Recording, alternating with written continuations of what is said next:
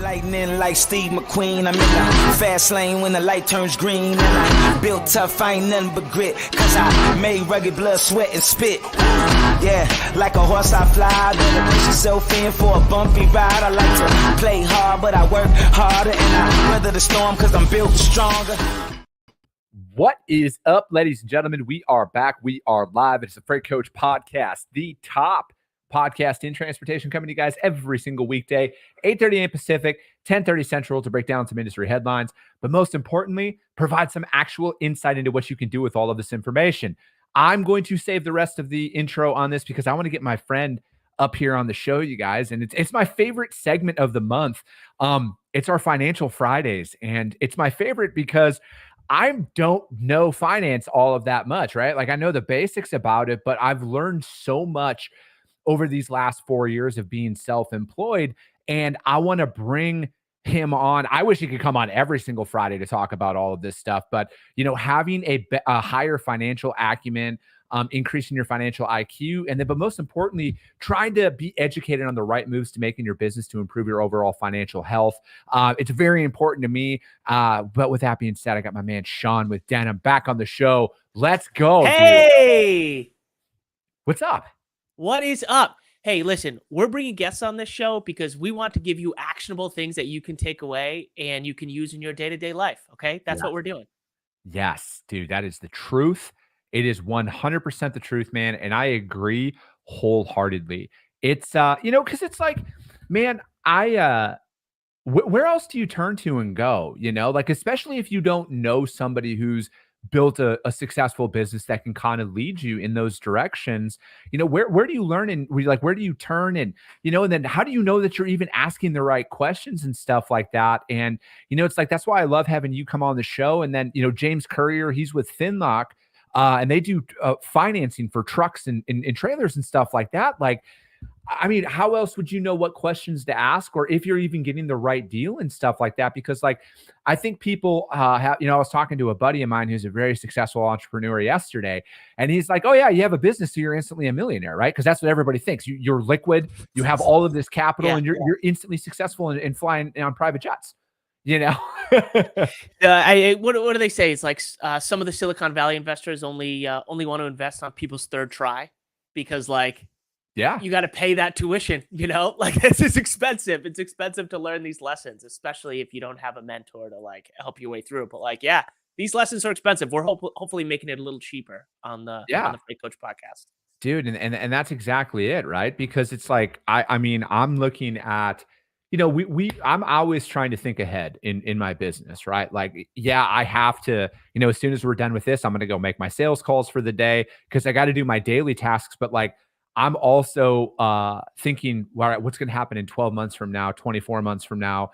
Do I make a tough call now and then pay a little bit of a price up front, but it's going to be a better deal down the road and stuff like that? So I'm constantly going back and forth on that. And, one thing that, like, I'm very passionate about, like, business credit and understanding that people need to build a credit score in their business, especially in brokerage. And I was talking to a buddy of mine, another friend of mine, who also owns a freight brokerage, who said the very same thing. He said, and it was Chris Brewer who was on the show.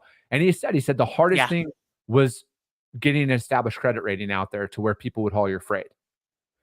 100%. And, like, hot take out there, for the orange shirt gang, like, it's going to be really hard to be a freight broker if truckers don't want to work for you. Right? Going to be really hard to move freight if nobody takes your brokerage seriously because you don't have the credit and you're not able to secure capacity, right? It's going to be really hard. You're brokering what at that point, right? Yeah. Leads for another broker who can haul the freight, because that's not going to work. Yeah. Yeah, man. It's dude, I just think of it like, what could somebody do though, man? Like, let's start from, like, day one. Yeah. What can somebody do to start focus on building their business credit? Yeah. First of all, what is your business credit, right? Is probably the first thing. And to maybe put a little finer point on, like, why business credit matters to you. Like, the most obvious example is you need people to want to be able to do business with you. And business credit is a representation of your reliability as a business owner and whether or not people are going to want to trust you. It's not an end all be all, right? Like any credit risk person out there is going to know that, like, Ansonia doesn't mean that if I get an Ansonia report, doesn't mean that I'm free and clear, but at least gives you enough data points to where you can help kind of make a more informed decision. So like if you're working with large carriers, if you're looking with carrier factors, like if you want to get lower rates on services, drive up your net income for those who want to take money home at the end of the day, you've got to be able to be price competitive on some of these financial products. They all use some version of a credit score to be able to make those decisions for you, to be able to price you effectively. So like, don't get it twisted. Like, this is a super important topic. And if you screw it up, you might as well open a new MC and start over again, because like some of this stuff can be super, super challenging to dig yourself out of if you find yourself in a deep hole. And like the people that have, I think there's one brokerage I think you and I saw just this past week that kind of re-entered the freight brokerage market after a relatively public explosion, and like they're gonna have a tough go out there. It's gonna be tough sledding to get people to want to trust you after you've had an incident like that, right? And that really comes back to what you believe on their credit, right? And what's reported on their credit. No, and that's exactly it. And I think that, it's honestly your business card early on, because people need to make sure, because it's such a risk, and this is where I don't know why this brings in any area of confusion to anybody at all, but you are such a high risk when you start a business, and I think like people are honestly, Sean, I think that they're sold a bill of goods online that like, oh, you're an entrepreneur, you're a boss bitch or whatever, these people say out buy there. some storage units, man. What, like, yeah, snap your fingers, get 7 streams of income, and then all of a sudden you're successful and stuff because you started. But like it is so like, you might know the stats offhand here, man. What is the failure rate of businesses out there in the first 12 months? 45%. 45% may fail within the first year. How many fail within the second year? I think it's another 30% of that crew. So especially if you're a venture backed startup, which I know not a ton of folks are, but the success rate of going beyond a Series A, I think, is 6%. Oh wow! So like, it's like bootstrapping is hard. Like being a venture backed startup is hard. Entrepreneurship is hard. Being an SMB is hard, right? Like all that stuff is hard. And I saw somebody talking about mentioned passive income. 45% of real estate investments result in a loss. So like there's risk for everybody out there, no matter what line of business you're in, right? And so you've got to be able to manage it. And that's like a critical part of why a credit score is important to you.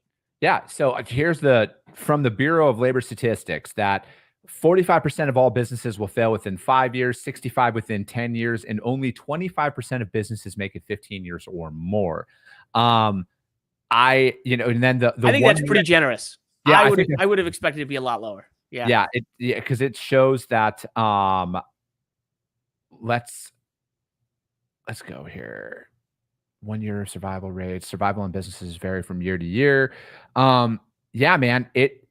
I think it's low. I think I've heard like it's some like 90% of businesses fail within the first year and stuff like that. Like I've heard some very, very high. You can leave the lights on at an LLC for $400 a year. So yeah, no, I know. But I look back now because like, I have a CPA, I have a bookkeeper, I keep my books really clean. That was the main reason why I was able to buy a house as an entrepreneur because when we were dealing with because my personal credit score was good, but they're like, oh, you're self-employed. And I'm like, yeah. They're like, can you send us over, your financials and stuff? And I'm like, okay, do you want my CPA or my bookkeeper to send it to you? And then they're like, wait, what? And I'm like, yeah, no, I have a CPA, I have a bookkeeper, I have all of my financials, I have projections, I have current invoices, I have, all of this stuff. And they're like, oh, damn. They're like, yeah, send all of that over if you have it. And then after it was all said and done and they approved us, they told me point blank, they're like, the only reason we approved you is because you have a CPA, you have clean financials, everything was trackable. We can project your risk based on your current financials and everything in business. And we can actually predict where you're going to go with it. And I'm like, damn, I'm like, thank God I listened to that DM from that CPA who hit me up here in Phoenix. Joe is the guy, man. That's who I work with. Joe Harding. I've worked with him since I started my business here. He's local in Phoenix. He's a CPA. He's been on my show before, and because we talk about a lot of that stuff. And then but here's the thing though, when I went to go buy a truck in my business's name, because there was a major tax break of buying it in 2023 as opposed to 2024, there was like 20%. It was an 80% depreciating asset. I could write off 80% as opposed to 60, which it dropped to in 2024. But same thing, man. I had to put a personal guarantee down on there because even though I had good business credit, even though I had clean financials, it was my first loan in my business's name. So technically I was a high risk loan. And, again, I had business credit. I had all of this stuff. I did everything right, but you're still a high risk loan no matter what. So it's like, again, like people need to look at all of these things to really prepare themselves, because like, I was saying this yesterday with a friend of mine. I said, ultimately, Sean, when it boils down to it, selling freight is the easy part of business. Like ultimately, when you deduce it down to it, selling freight's the easy part. It's all the other shit that comes into play that really starts to make it complicated. I think plenty of our clients would agree with that, especially when it comes to their financial situation. It's like, man, I just want to move freight. I get it. And you know this, Chris, like some people are an entrepreneur and some people are an entrepreneur. And so, depending on which flavor you are, right? Your mileage may vary, right? Yeah. So just, be thoughtful of that. And I hope that for the listeners out there, we sold you on why business credit is something you should care about and like why this is something you should keep a close eye on. But here's the reality of it. Being able to actively manage your business credit is confusing as hell. Yeah. And it really depends on which party you are trying to build credit for. It depends on what you want to use this credit for. And it depends on who the consumers are of the credit reports that you are trying to perform well on, right? Yeah. And how they read it. So like Chris Brewer is a really smart guy, and he worked really hard on making sure that he was able to get on the top list of these factoring companies so that they see River City Logistics and they recognize that like, oh yeah, these guys are creditworthy and it's good to go. Do you want to hear my takes? Are you ready? No, I'm ready for it, man. All right. And I also want to spin this in a sense for all of my, because Dennis Everett, he's an owner op out there who watches the show, and there's a bunch of owner ops and small fleets and trucking companies that watch the show as well. So it's like, I think all of these strategies that we're talking about here is applicable to whether you're a brokerage or a trucking company on how to improve your business credit. Yeah, 1,000%. And so like for somebody like Dennis, I would care a lot about folks like equipment financing lenders. I would care a lot about like insurance brokers and how they look at pricing, right? And so if you're a freight broker, I'd care a lot about carrier factors. I'd care a lot about really large carriers. So if you're trying to move LTL or you're trying to use Landstar or whoever, right? And then the last group that I would care about is this like boogeyman group, is like the credit agencies. So they're the ones generating these reports. And so if those are your main stakeholders in your like need to manage your business credit better, you'll be sad to know that each one of them has a little bit of a different way of measuring and creating your credit score and your credit report. And so you need to be conscious about managing each one effectively. So what that means is some carrier factors and some large carriers out there just pull the Ansonia report. Great. Experian, whatever. You got to know where you're at on those reports. Buy your own report every couple times a year, maybe, depending on how like your business is growing. Know where you stand on those reports and know who is reporting on your behalf so that you can make your payments accordingly. And the reason why I say that is like for Denim, like we report on the credit for our carrier clients because they're the ones who are receiving the money. So like we can report on behalf of our clients who are carriers that the broker's paid in X days. We're free to report on that. For our broker clients who work with other carrier factors, it is the carrier factors that need to report on when they receive the money from that broker. So a common misconception is that those who send the money are reporting on when the money is getting sent. And that's not always the case. It's when the money is being received on how that information is actually getting back into those credit reporting agencies. Am I walking with you on that? Yeah. So I wanted to ask though, so how could a guy like Dennis Everett, who's an owner op, how could he make sure that this is being reported properly to benefit his business? Yeah, so two things I would want to look at if I was Dennis. I'd purchase my Ansonia report, or I'd purchase my Experian report, and I'd want to see who is reporting on me. And for Dennis, that might be my truck financer, right? They would be reporting on-time payments, right? It might be if I've got a loan out, like a line of credit or something.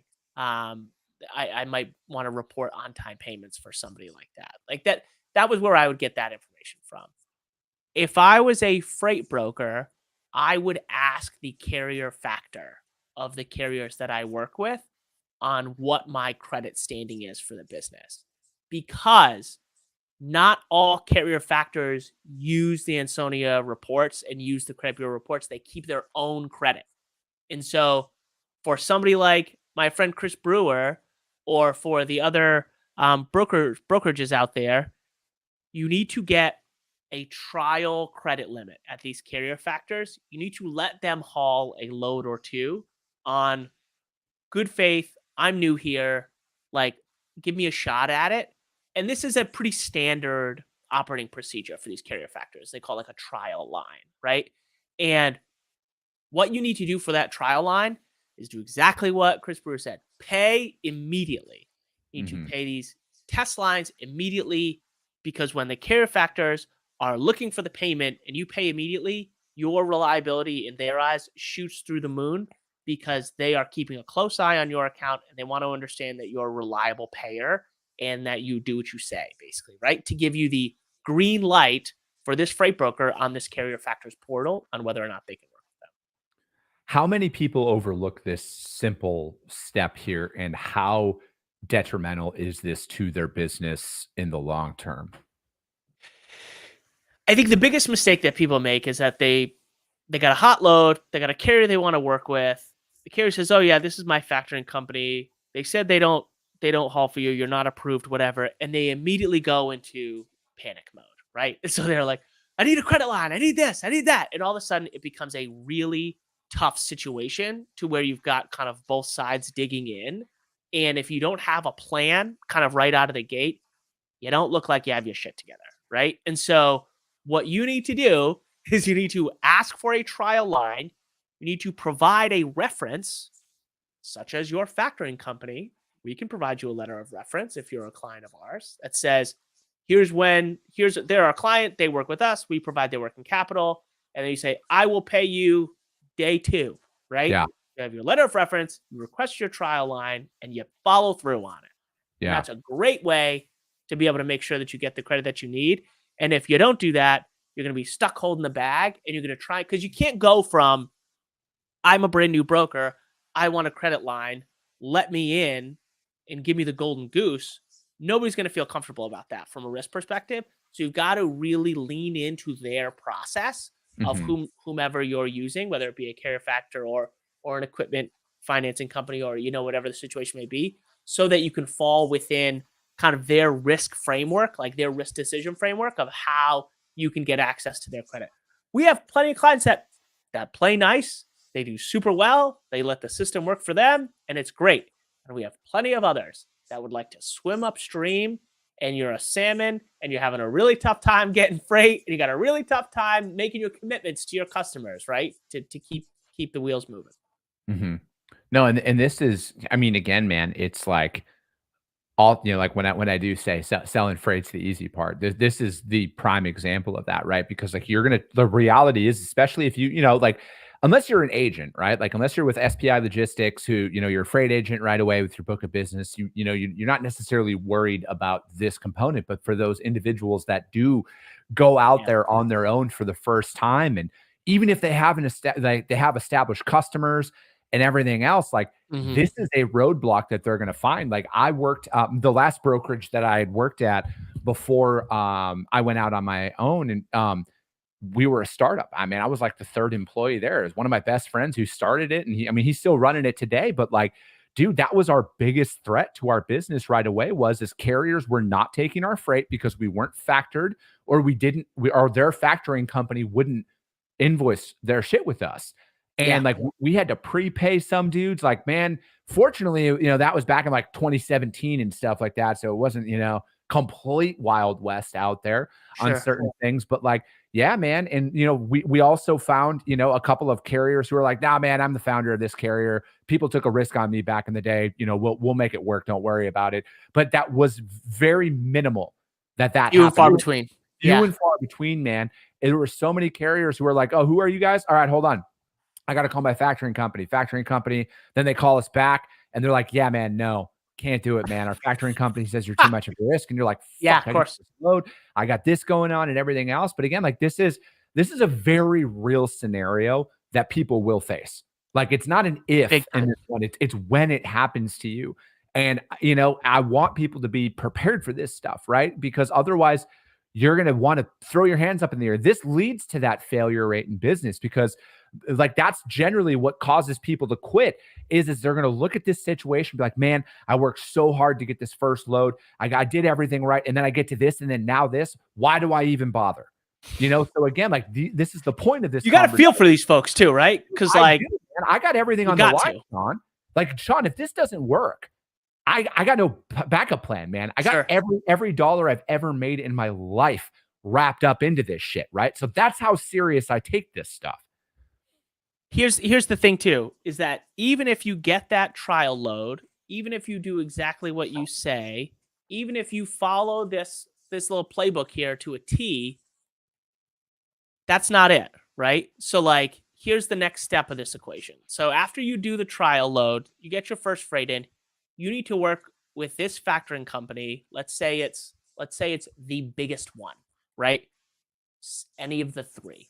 Yeah. Find 3, 4, 5 lows with this factoring company right out of the gate. Don't pay on day 2 anymore. Pay on day 28, because here's how this works.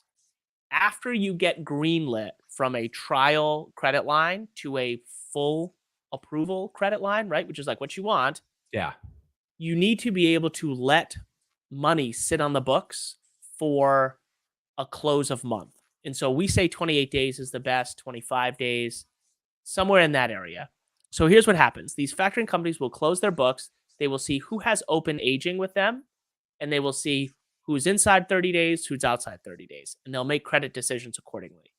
If you keep paying on day 2, I'm sorry to the folks out there that want to go above and beyond. If you keep paying on day 2, you're not going to show up on this aging report. They're going to knock your credit down again, and they're going to say that you're not utilizing the line with us, and we think that you're inactive. I'm sorry. You're saying that if you pay your invoices too fast, that's a problem. After you get out of the gate on the trial, kind of the trial line thing, and you start paying your invoices too fast to the factoring company, it will look like you are not using their carriers, and they will take you off again. So, dude, it's funny. I don't make the rules, man. No, I'm just telling you how the game is played.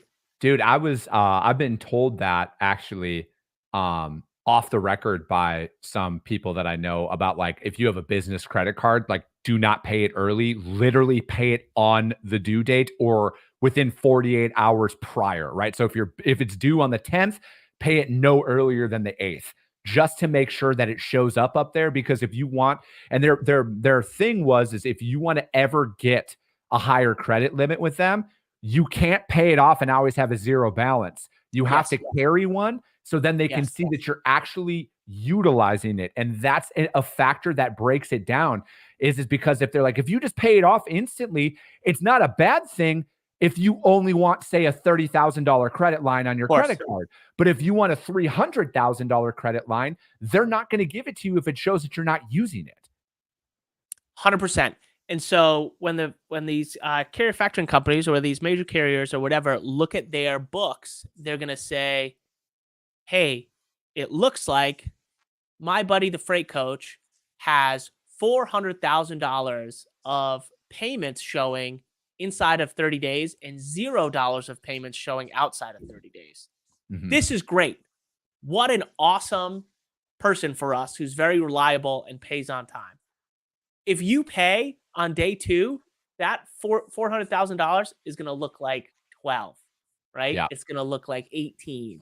It's not going to be even close to what they would consider to be kind of critical and strategic and helpful and risk adverse and all that stuff. You're going to look like a broker who's run their first load, even though you might be working with them for 6 months, which is not your look. That's what we're trying to avoid with this credit score problem. How much do you guys monitor that stuff for your guys' customers, right? So like say Freight Coach Logistics is now Denim's #1 customer. We're coming in, but I'm new. I don't have any of this. Are we working together throughout these early stages? Are you guys advocating for us with the factoring companies, for the trucking companies and all of that?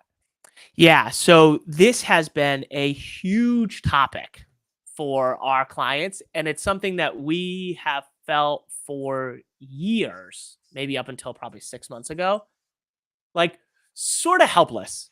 We're kind of like, we want to help you guys. We're going to make your payments. We can make a call. We're going to do the best we can, but they're not writing us, right? They're not underwriting us. They're writing you as the business owner. And so there's really only so much kind of wink, wink, nod, nod, nudge, nudge that we can provide until 6 months ago. I think my one of our folks, Brandon's in the chat, super knowledgeable about this, and a couple of his clients he's worked directly with on this, and a few of our partnerships folks have gotten us some meetings where we can try and uncover, a bit of the cloak on like how this stuff gets made, so that we can play the game that they want us to play, and we can help our clients with that, right? And so earlier this year, we flipped all of our factor payments to 25 days for all of our clients, and they were like, why did you just do that? And we were like, we did the work. We heard from you. We pounded the pavement. We got the meetings. We did the work. We're going to show it to you. Here's how it's supposed to work. And so we have seen one of our Ben Jones, who sits on my team. You've probably seen some of his stuff on LinkedIn, Chris. Absolutely. He's posted some screenshots of his clients being like, thanks so much. Credit score gone up 40 points in the last 60 days. Thanks so much. Credit line doubled 90 days. Like it's a long road. It's not instant, but like risk people want to see consistency. They want to see reliability, and like that to them is like, and they want to see usage, right? So if you can do all that stuff, I think that, honestly, man, as we continue to operate in this freight market and the overall economy as a whole, like there's a lot that could happen, especially with it being a very important election year and everything else. You're talking about credit lines out there. I can't sit here and say that this will happen out there, but like banks could start rescinding lines of credit, cutting them in half, depending on where things go. Because we're in a very murky time. I truly feel, right? And you need to be doing everything to keep that hypothetical $100,000 credit line at $100,000, as opposed to having it chopped to $50,000 or even, $75,000 or whatever that looks like, because that could severely halt your business. And I think that we're just going to start seeing the fallout from a lot of people out there in business. And, because again, man, if you look at credit card limits and like delinquencies, all of that stuff, if you pay attention to some of those macroeconomic indicators, it's not looking good, man. It's really not. But these are the times that you have to constantly be assessing your finances in your business. What does your P&L look like? Cut any discretionary spending that you don't need. You might not need a $75 coffee budget a day or whatever bullshit like that, right? Like you need to start going through line by line and finding what are the redundancies that are there, what actually is a revenue producing investment in your business, as opposed to, hey, it's really cool to have this TV channel. Yeah. The thing, it's huge too, right? Because we saw on Triumph's earning reports this past week, on Bank of Montreal's earning reports, they are increasing their write-down budget for equipment financing. So, like, they are expecting folks to default. They don't like the behavior of how the portfolio's looking. They're likely going to recede on how they're thinking about these loans. They're likely going to start to call capital. They're likely going to start to call assets. So, like, be up on your payments. Be up on how you think about your credit. Like, yeah, if you're not liking how the like home insurance market is looking in Florida, the rates for everybody in Florida is going to go up. So like if you have a loan, if you have a rate, if you have a line and a segment of the economy is not performing, you're going to get painted with a broad brushstroke. So be ready to have a strong set of evidence that you are the exception and not the norm when it comes to health of this type of segment in the economy. I love it. Sean, and this is probably my favorite one that we've done so far. Great to see you, man. This is great. It's always good to have you come on. And, again, I think it's very important to note that everything that we talked about here is completely applicable to every business owner out there, and everybody should be looking into this stuff. Like today, I wouldn't wait. I know it's a holiday. I know there's a bunch of people who want to get out to the lake, but don't wait on this stuff. Do not sleep on this stuff because, like, again, nobody cares about your business but you. And no one's going to have any sympathy for you if you don't take these steps to protect yourself out there. But Sean, how does anybody reach out to you to find out more, my man? Find us on denim.com. Find me on LinkedIn. You'll find me on X too. I'll reply to some tweets every once in a while. But hey, this weekend, think about those who labor. Shout out to those who labor. Amen. All right, man. Well, hey, I appreciate you. And if you guys can't find anybody at Denim for some reason, which they're extremely active on social media, hit me up. I will gladly put you guys in contact with my friends over there. Have a great weekend, everybody. We will be back on Tuesday. I am going to enjoy my morning with my family on Monday. I know. But we will be back on Tuesday, you guys. We got guests coming on next week. And again, we're going to continue to bring these applicable topics to you guys every single day about what you can do to improve your business, not just from a finance side, insurance, sales, all of this stuff, you guys. We're going to continue to bring this to you guys every single day, 8:30 a.m. Pacific, 10:30 Central. I appreciate you guys. I love you guys. And we'll be talking.